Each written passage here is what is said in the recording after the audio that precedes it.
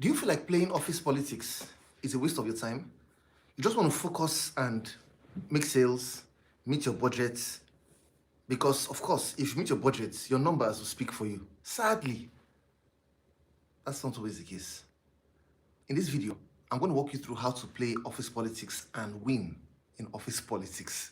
My name is Iyore. I've trained over 24,000 salespeople across 5 countries: Nigeria, Ghana, USA, UAE, Rwanda. I'm an author of several books and resources on sales, and I've been featured on lots of media platforms to talk about successful selling.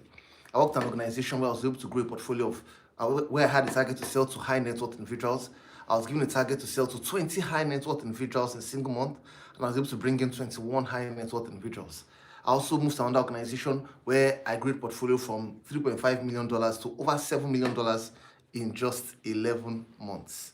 I also participated in a sales competition where I won, and I was sent for the World Cup for an all-expense paid trip. Right now, let's talk about office politics. Now, I'll start with this. If you don't participate or play in office politics, it will cost you promotions.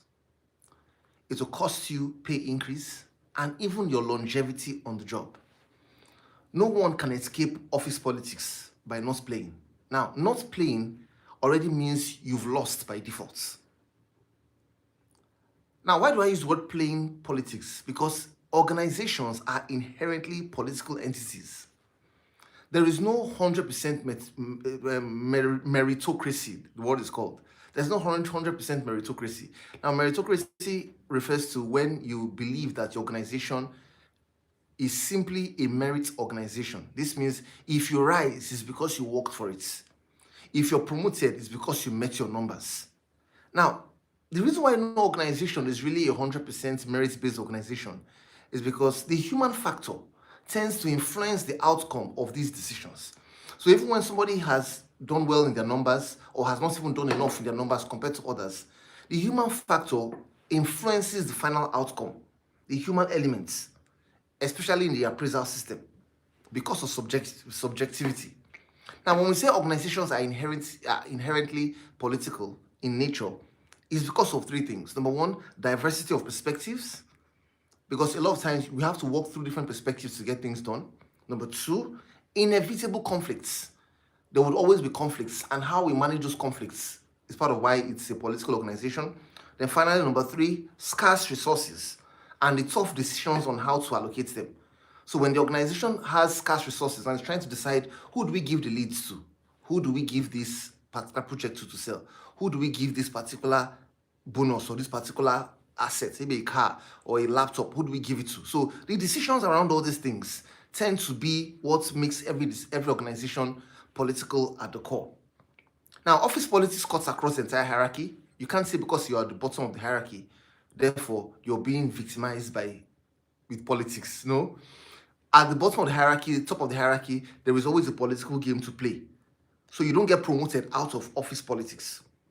So in summary, what I've just said so far is that winning in corporate politics isn't complicated. And it doesn't have to be dirty. You don't have to throw people under the bus. You don't have to gossip around the office. It doesn't have to look like a cult and distract you from your core work. No. It can be done easily. And I'm going to walk you through a few points about how you can do that now. Now, what's politics? I checked the very root word of politics, and listen to this. In truth, politics issues from the Greek word politis, which means city and citizen. So when we talk about politics, we're saying how the city or how the citizens interact with the city. So when we say office politics, we're saying how the employees of this organization interact with the organization, interact with its values, with its policies, with its staff. How you interact with these things is what emanates and forms what we call office politics. And to win in it, there are some factors you need to consider. There are things you need to do. Number 1, always make your boss look good. Always make your boss look good. I remember one of my early jobs, I had a little banter with my boss, and he kept on making a point. And I was trying to tell him that, see, this point is not really the way it should be. This is how it's supposed to be, because this was my line of work. And we went back and forth a little bit. By the time we're done, he said, Okay, no problem. I agree with you. One of my senior colleagues, he looked at me, he said, Iyore, you're trying to win an argument with your boss. Are you aware that you will never win that argument? Now, it looked like I won the argument, ladies and gentlemen, but at the end of the day, when it would come to the final decision on if this person is a good fit for my team, he's the one that has the final decision. And if he says I'm not a good fit, he still won the argument. If it comes to appraisals or promotion, he's the one that will decide if I'll be promoted or not. And if he says this guy shouldn't be promoted for whatever reason, I will not be promoted, right? So always make your boss look good. Try to get your boss promoted quickly. Get him to make sure that his best foot is put forward. Because if you make your boss look good, you would immediately have somebody who can speak for you in closed doors where you're not there. Who, when he gets to the table and is about to make a decision concerning your work, he would put your name forward because he would remember you quickly. So always make your boss look good. Number 2, following your KPI or job description is not as important as following what is important to your boss now.